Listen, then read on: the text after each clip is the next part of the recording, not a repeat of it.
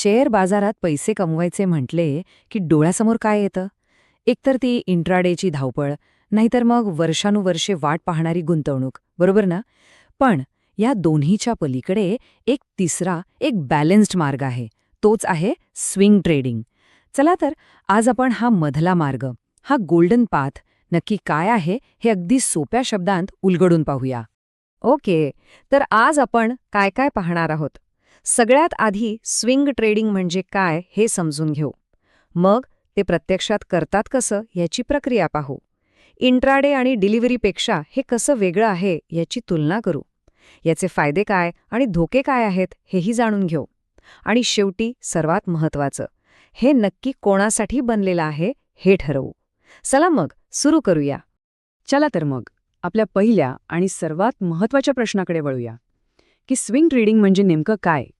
सोप्या भाषेत सांगायचं झालं तर ही एक अशी ट्रेडिंग स्टाईल आहे जिथे शेअर्स काही दिवसांसाठी किंवा अगदी काही आठवड्यांसाठी होल्ड केले जातात. का? तर बाजारात जे छोटे मोठे चढ उतार होतात ना, ज्यांना स्विंग्ज म्हणतात, त्यातून नफा कमवण्यासाठी. म्हणजे बघा, इथे ना इंट्राडेसारखी रोजच्या रोज खरेदी विक्रीची डोकेदुखी आहे ना, दीर्घकालीन गुंतवणुकीसारखं वर्षानुवर्षे वाट पाहणं. हे बघा, इथे स्विंग ट्रेडिंगचं स्थान किती छान दाखवलं आहे. एका टोकाला आहे इंट्राडे ट्रेडिंग, म्हणजे आज घेतलं आजच विकलं. दुसऱ्या टोकाला आहे डिलिव्हरी किंवा लाँग टर्म गुंतवणूक, म्हणजे घेतलं आणि विसरून गेलो. आणि स्विंग ट्रेडिंग हे अगदी बरोबर मध्ये बसतं. इंट्राडेपेक्षा जास्त वेळ मिळतो विचार करायला आणि डिलिव्हरीपेक्षा पैसा लवकर मोकळा होतो. एक परफेक्ट बॅलन्स. आणि यामागची जी मूळ कल्पना आहे ना, ती खरंच खूप इंटरेस्टिंग आहे. विचार करा, मार्केट कधीच एका सरळ रेषेत वर किंवा खाली जात नाही. ते कसं जातं? समुद्राच्या लाटांसारखं. थोडं वर, मग थोडं खाली, पुन्हा वर. स्विंग ट्रेडर्स काय करतात? ते बरोबर या लाटांना पकडतात. लाट सुरू झाल्यावर एंट्री घेतात आणि ती संपण्याआधी बाहेर पडून आपला नफा खिशात घालतात. कमाल आहे ना? प्रश्न पडला असेल की मग यात शेअर्स किती काळ ठेवावे लागतात? तर साधारणपणे कमीत कमी 2-3 दिवस ते जास्तीत जास्त 2-3 आठवडे. हो, काही वेळा जर ट्रेंड खरंच खूपच मजबूत असेल तर तो 1-2 महिने सुद्धा टिकू शकतो. पण साधारणपणे हाच तो कालावधी आहे जो स्विंग ट्रेडिंगला इतरांपेक्षा वेगळं बनवतो. न खूप घाई, न खूप प्रतीक्षा. ओके, तर आतापर्यंत स्विंग ट्रेडिंग काय आहे हे तर आपल्या लक्षात आलंय. पण हे प्रत्यक्षात कसं करायचं? स्टॉक निवडण्यापासून ते प्रॉफिट बुक करण्यापर्यंत नक्की काय काय करावं लागतं? चला, आता याची संपूर्ण प्रक्रिया स्टेप बाय स्टेप समजून घेऊया. आता कोणताही ट्रेड घेण्याआधी थोडा अभ्यास तर करावाच लागतो, बरोबर? स्विंग ट्रेडर्स काही खास हत्यारं वापरतात, जसं की सपोर्ट आणि रेझिस्टन्स लेव्हल्स.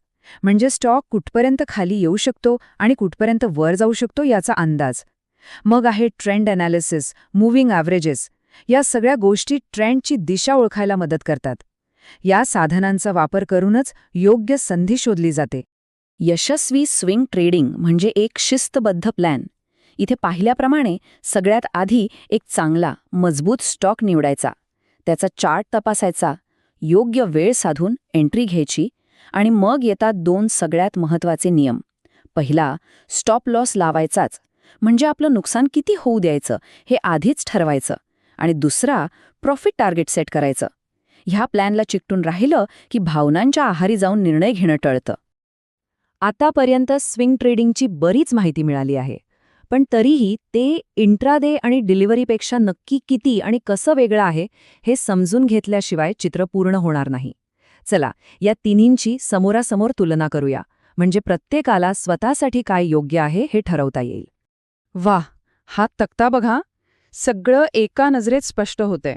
वेळ, धोका, नफ्याचा वेग आणि तणाव या चारही बाबतीत इंट्राडे एकदम हाय आहे, तर डिलिव्हरी एकदम लो आणि स्विंग ट्रेडिंग अगदी बरोबर मध्ये. सगळं काही मध्यम. म्हणूनच म्हटलं, हा एक बॅलन्स्ड पर्याय आहे. विशेषतः ज्यांना रोजच्या कामातून ट्रेडिंग करायचं आहे त्यांच्यासाठी तर हा एक उत्तम मार्ग आहे. ओके, आतापर्यंत सगळं छान वाटतंय, पण प्रत्येक गोष्टीचे 2 बाजू असतात, बरोबर? स्विंग ट्रेडिंगचे फायदे तर आहेतच, पण त्यात काही धोके सुद्धा आहेत. कोणताही निर्णय घेण्याआधी या दोन्ही गोष्टींची माहिती असणं खूप गरजेचं आहे.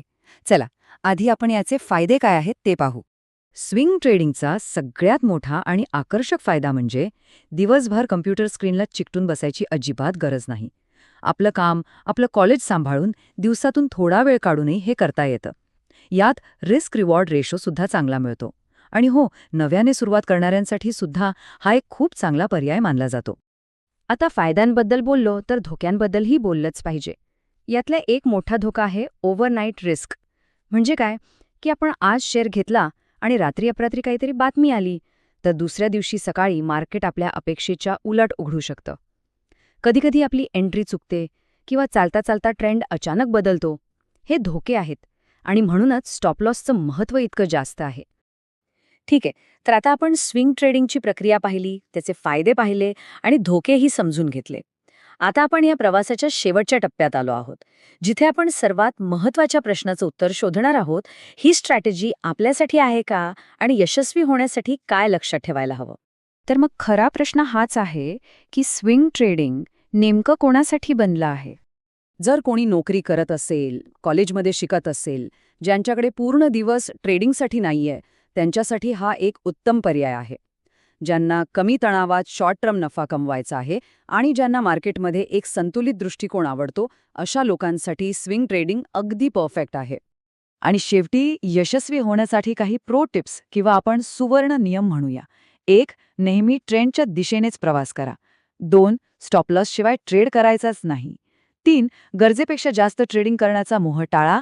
आणि 4. सर्वात महत्त्वाचं, संयम ठेवा. मार्केट रोज संधी देतं, घाई करायची नाही. चला तर या एका महत्त्वाच्या विचाराने आजचं सत्र संपूया. बाजारात मोठा पैसा हा संयमाने आणि योग्य वेळेनेच बनतो आणि हे वाक्य स्विंग ट्रेडिंगला अगदी तंतोतंत लागू होतं. आशा आहे की ही माहिती सगळ्यांना नक्कीच उपयोगी पडेल. Learn Stock Market. Like, subscribe, click the bell icon. GRY Gurukul Stock Market Training Institute. Learn, trade, grow.